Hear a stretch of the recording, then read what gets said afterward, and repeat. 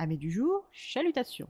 Pour les petits nouveaux, moi c'est Sekhmet et je vous souhaite la bienvenue dans mon podcast littéraire. Dans mon émission, je vais tenter 3 fois par semaine de vous donner envie de découvrir des livres de tout poil, récents et moins récents. Alors, si ça vous tente, c'est par ici la suite.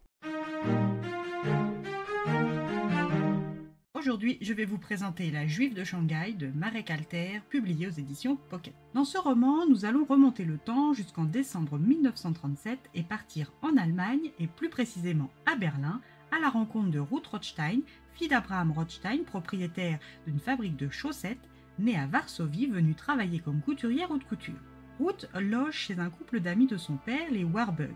Mose et Gluckel, bien que des étrangers pour elle, vont devenir son oncle et sa Mouti pour toute la durée de son séjour berlinois.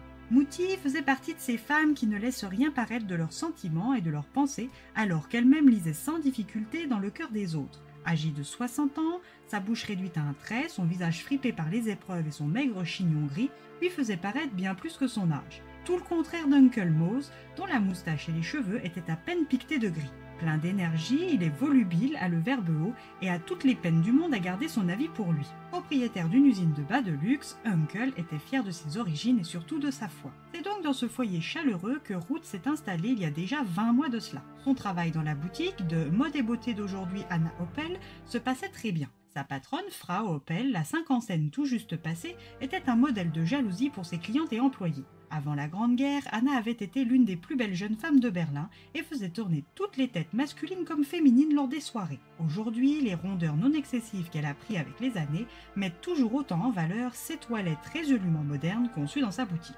Cependant, derrière cette image élégante, accueillante, d'une mondaine courtoise et vaguement snob, Ruth a appris à voir la célibataire endurcie, solide, au caractère ferme et résolu qu'elle est, mais aussi la femme courageuse au grand cœur qui n'a pas peur de braver les interdits quand elle estime cela juste, même si par ce fait, elle risque gros. Et il faut reconnaître qu'en cette période troublée par la haine montante des Juifs d'Allemagne, embaucher une petite juive d'origine modeste dans une boutique de confection haut de gamme à la clientèle quasi exclusivement pro-Hitler, la prise de risque et de position est bel et bien là. Les deux femmes s'entendent bien personnellement et professionnellement et Frau Oppel tient à garder Ruth et ses doigts d'or, peu importe le climat politique. Elle décide donc de lui donner un nouveau nom, Marita Roth, dit Ruthi Roth pour ses amis. Avec ce nouveau nom, Frau Oppel espère détourner l'attention de ses riches clientes, telles que Margareta Gleisnow et les autres. Si seuls ses collègues Marlène et Louisa connaissent la vérité, Frau Oppel et Ruth peuvent leur faire confiance pour garder le secret de ses origines juives. C'est donc en tant que Ruthi Roth qu'elle rentre chez les Warburg,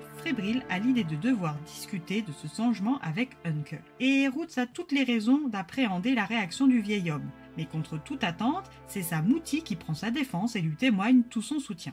Ruth a découvert une autre Mouti et c'est un vrai petit bonheur simple pour elle. Pour la nouvelle année, Ruthi Roth, parée de ses atours de femme chic et discrète, part avec Ilse, une des employées de Uncle Mose, pour le bal de l'Elysium. À leur arrivée, une marée d'uniformes, des verts et gris souris de la Wehrmacht, des bruns clairs, sombres ou dorés du parti, et bien sûr les noirs des SS et des cripauds. D'un commun accord, elles reboussent chemin sans demander leur reste. Ilse, qui voulait trouver un endroit où danser, cherche une nouvelle adresse, mais Ruth préfère rentrer à pied. Sur son chemin de retour, elle tombe malencontreusement sur une descente de la Kripo dans un immeuble. Des tirs, des ordres, la panique tout autour d'elle. Ruth, cherchant à se mettre à l'abri, est tombée sur un cabanon dans la cour de l'immeuble voisin. À l'intérieur, une jeune femme blessée par balle à la cuisse. Ruth ne réfléchit pas en Ruthi Roth, mais en Ruth Rothstein, et lui propose spontanément son aide. Clara est une activiste communiste et la descente visait son unité. Après ces quelques heures inoubliables pour les deux femmes, une amitié solide est née, même si leur destin n'était pas voué à être compatible. Ruth continue de travailler au 26 Schädelstrasse chez Lorelei, nouveau nom plus approprié à la situation que le précédent, auprès toujours de Frau Oppel. Cette dernière est excitée comme une puce. Elle va en premier lieu pouvoir organiser son premier défilé de mode avec des grands noms de la haute couture. Ensuite, elle va faire la une des journaux, lui permettant à elle et à sa marque de s'exporter et qui sait peut-être jusqu'à la très renommée Paris. Et enfin, elle a réussi à dénicher des faux papiers à Ruthi, valables pour les 2 ans à venir. Tout à son bonheur, Ruth travaille dur et obtient les résultats bien au-delà de ses espérances et de celles de sa patronne.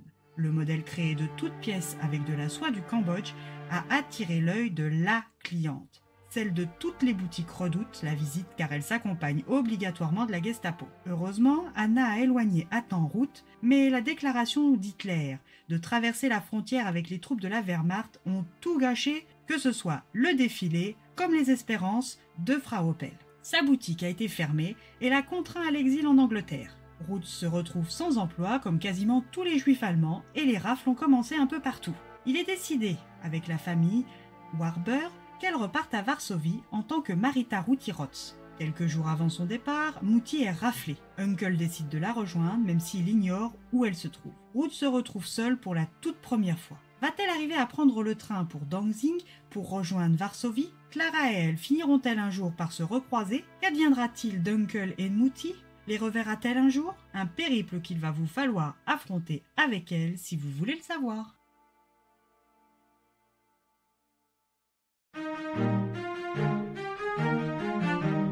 Un livre qui m'a happé en à peine 10 pages. Et pourtant, la période de la Seconde Guerre mondiale n'est pas un sujet que je recherche spécifiquement en littérature, tant j'en ai vu passer et repasser, lu et relu. Mais celui-ci, il vaut vraiment la peine. Un auteur que j'ai découvert grâce à ma maman, fan des premières heures. Je suis impatiente de découvrir d'autres écrits à lui.